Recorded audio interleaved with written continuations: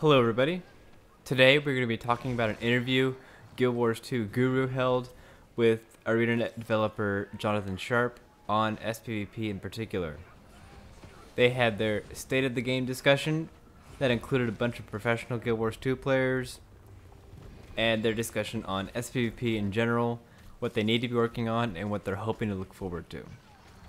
First thing they wanted to discuss was the new balance changes that happened with the Lost Shores patch. A lot of them were saying it balanced out a lot of the bunker classes and made them not like quite so invincible. The only thing that really remains as like an impossible to kill class is the Elementalist, just because their mobility cannot be touched as long as they have mist form. I guess the general consensus was those are some good tweaks that made Necromancers not so invincible. Guardians might not be so annoying, but it did leave Elementalist at a high advantage. And it wasn't that great just because they already have such another big advantage, and that was the downstate. The biggest complaint right now is that Elementalists have the greatest downstate, period. Like, it is super overpowered. It is super overpowered in PvP, just because he can get into the middle of battle, take all this damage, put out all of his AoEs that he can, and then he gets downed, and then he just runs back to his team to get revived.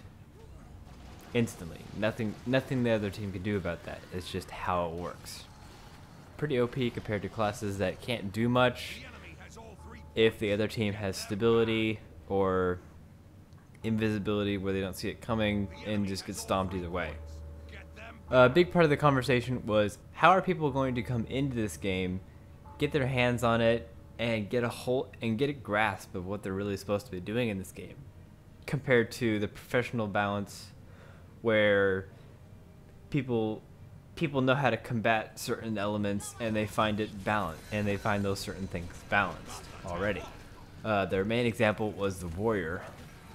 What new person thinks that 100 blades and quickness are balanced?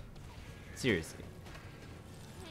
People walk in, I'm gonna have fun, try to learn what's going on. Oh, hey, what's that guy doing?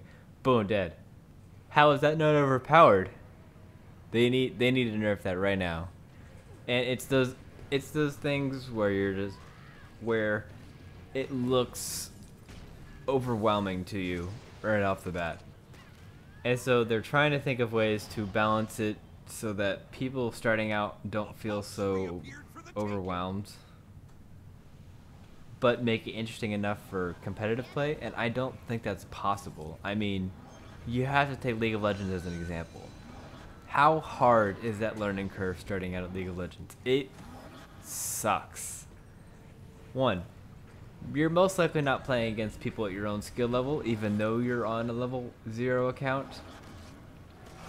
A lot of people are smurfing, trying to help their friends out, or they've been watching a ton of videos and already know exactly what they need to be doing.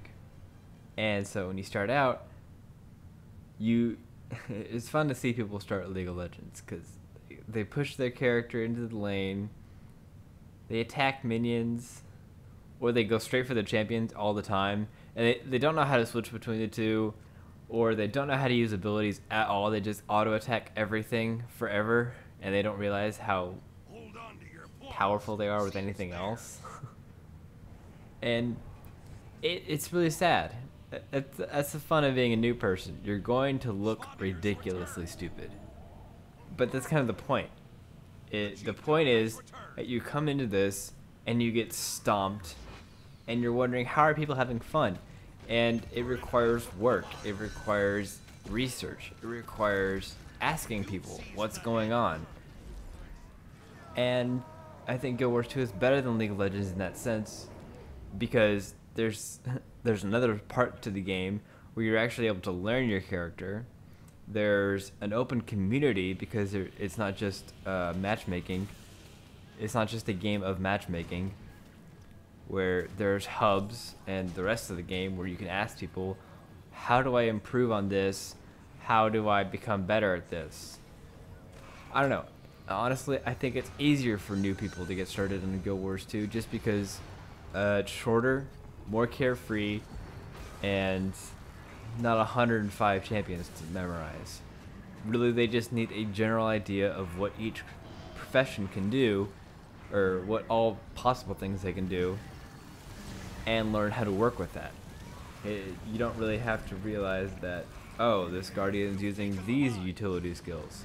That means I need to build this way. No, you don't really need to go that specific with it. You just need to realize that, oh, he's going condition damage and not bunker, so I need to set up more stuns in battle because he might not be as tanky as we're hoping he would be. And that's really it. It's really cool like that. But I don't think we're going to be able to balance it to where new people can be like, oh, it's my first day on Guild Wars 2 SPvP. Here's all the guides. Here's what I'm supposed to do. Alright, our team just raffle stomped 500 to 0. Because I completely knew what I was doing and had complete knowledge of what was going on. It's just not going to happen. Another thing they brought up was the new downstate where you start at 75%, and they were asked if they really enjoyed this, and it's pretty mixed. I mean, tanks are fine. They really don't care too much that it starts at 75%, but squishies like thieves and mesmers are just kind of like, oh, this sucks. Because of the thieves downstate, people were not actually using the finishing moves on thieves, and they were just putting out more damage to kill the thief so that he wouldn't use his down skill to go away or become invisible. And now that they start at 75% health instead of 100, that's even more of a reason to not use a finisher move. Same thing with Mesmer. Because of their downstate abilities that made them so annoying, we were already trained to just keep using abilities on them and finish them off that way. And so now that they die even faster, it still doesn't change the fact that we don't use finishers on them, and we use finishers on other classes instead. So really it didn't change anything, but it made thieves and mesmers easier to kill. So in that sense, people definitely had mixed feelings about that, depending on what class they played, obviously. We'll see how it works. And we'll see if they actually changed anything. Johnathan Sharp said right after the interview that he was going to be going to a balance meeting, but maybe December's gonna have some big updates with their Winter's Day event.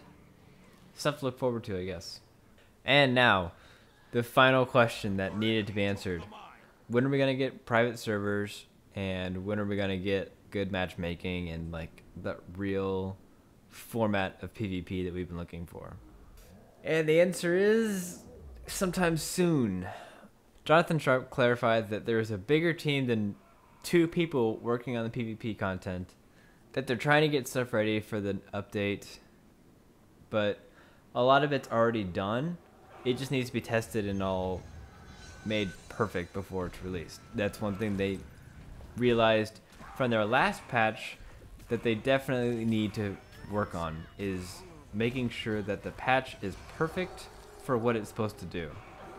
And if they're trying to implement private servers and better matchmaking and stuff like that, that they will definitely need to test the crap out of it before they release it. Because apparently the last patch, the PvP content, the PvP updates had a lot of bugs in it. So the good news is their development is almost done.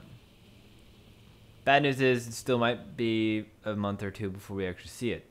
What Johnathan Sharp did talk about was that ArenaNet's goal is to provide a big content patch every month at least. So we already know Winter's Day is going to be the big content patch for this month. January mystery could be PvP, like he hinted at it.